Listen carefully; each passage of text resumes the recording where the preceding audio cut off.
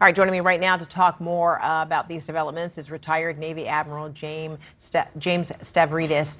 He is a CNN senior military analyst and a former NATO Supreme Allied Commander. Admiral, great to see you. Always great to see you, Fred. So what do you think should happen in the aftermath of this leak of top Trump security officials discussing military plans? Well, number one, they all ought to get off of Signal, get off of any kind of unclassified level app. So that's pretty easy. And I think that's where the administration is going with reviewing, hey, who's actually on Signal? Number two, where are all of the cell phones where these violations occurred? I hope they've been gathered up and are locked up in a lead-lined container, because that's where the real vulnerability is to Russia and China. Number three, this screams for a serious investigation. I'm encouraged by the fact that there's a bipartisan effort to get one going out of the Senate Armed Services Committee. Senator Roger Wicker, who is a Republican, and his counterpart, Jack Reed, who's the leading Democrat, are pushing hard to get an unbiased, open investigation. Those are the three immediate things that need to happen. So to follow up on all those things you just mentioned, so the Senate Armed Services Committee, is that sufficient? The investigation, begins and ends there, or do you believe another entity ought to be brought into this? I think that's ultimately a decision for the Attorney General, but she's already indicated unwillingness to go forward. So I think we're going to have to be content with an investigation shepherded by the Congress. And that's quite appropriate. It should either be the Justice Department from the executive branch or the Congress from another branch. And ultimately, some things may or may not end up in the court system. But an investigation is crucial because of all the big implications of this that we've been talking about for days now. And then a follow-up on, you said rounding up all the cell phones. Why? Because if that classified information appeared on them, which it clearly seems it did, there remain vulnerabilities in the devices themselves. And oh, by the way, how about the devices and the mainframes at the Atlantic, where they fled into the system of Jeffrey Goldberg? So these are seemingly unimportant loose ends, Fredricka, but if we don't get after them, they're going to be vulnerable. And then final thought, if this operation was conducted at the very highest levels on Signal, on those cell phones, what happened over the last 2 months? Have we already compromised other information? Those are all open questions.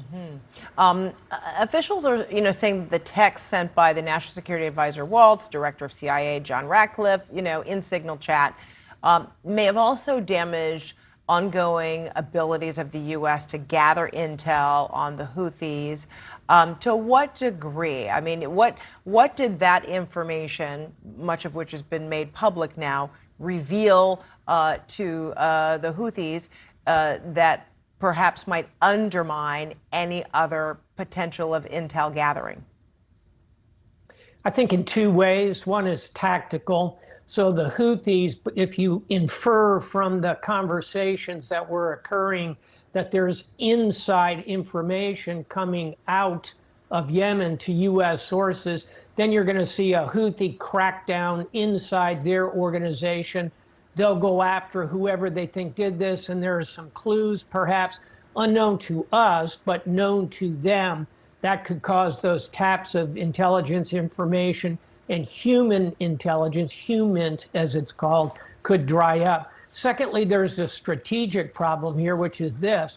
All of our allies in, for example, the NATO countries and the Arab world look at these leaks, and they have got to be saying to themselves, I wonder if we really want to continue open sharing of all of the intelligence we're gathering with the United States. If we can't be confident it's going to be protected. So there's both a tactical and a strategic component to this. And quite clearly, this will create challenges as we go forward. Hey, final thought, by the way, I'm in favor of going after the Houthis.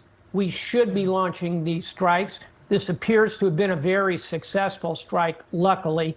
That's a different subject than we've been talking about, but it's important to make that point as well. Okay. And then I want to ask you about Greenland, a place in which you're very familiar, that military base, because you commanded that military base that Vice President J.D. Vance traveled to yesterday as part of your responsibilities as commander of U.S. European Command for 4 years. You heard the vice president there who was really condemning, criticizing Denmark for not protecting Greenland enough. Was that your experience while there? Did you have a similar observation? Do you concur with what the vice president said? Well, first and foremost, as a territory of Denmark, Greenland enjoys all of the protections that any other part of NATO does. So the entire NATO alliance is on the hook to defend. And that's, oh, by the way, why we have a major and strategically vital U.S. base way up north, 750 miles north of the Arctic Circle, all the way up there in Greenland. So I think it's a little bit disingenuous to say, oh, Denmark isn't doing enough when the entire alliance is standing behind them. Point two is on the side of why Denmark is important. It's huge. It's 3 times the size of Texas, geographically important. It's also full of strategic minerals. It's not crazy to talk about some form of relationship between the United States and Greenland. After all, we bought Alaska, we bought the Louisiana Purchase, we bought the Gadsden Purchase, we bought the American Virgin Islands from Denmark about 100 years ago. To annex Greenland?